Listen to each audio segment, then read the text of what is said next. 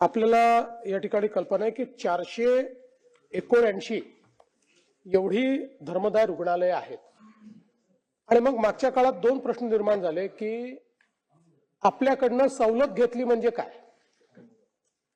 तर त्या संदर्भात मागच्या अधिवेशनात आपण कायद्यामध्ये सुधारणा करून सवलतीच्या संदर्भातली डेफिनेशन तयार केली।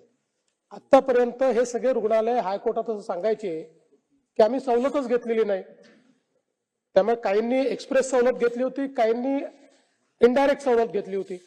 आता सवलतीची डेफिनेशन आपण तयार केली। त्या डेफिनेशन प्रमाणे आता जवळपास हे सगळे हॉस्पिटल जे आहेत हे आता आपल्या या धर्मदायच्या डेफिनेशन मध्ये ज्यांनी आपल्याला त्या खाटा द्यायच्या त्याच्या अंतर्गत ते आले। दुसरं आपण काय केलंय, पूर्वी हे लोक केवळ खर्च दाखवून द्यायचे पण करायचे की नाही माहिती नाही, बेड्स कुठले उपलब्ध होते माहिती नाही, आपल्याच लोकांना खर्च केला असं दाखवायचे।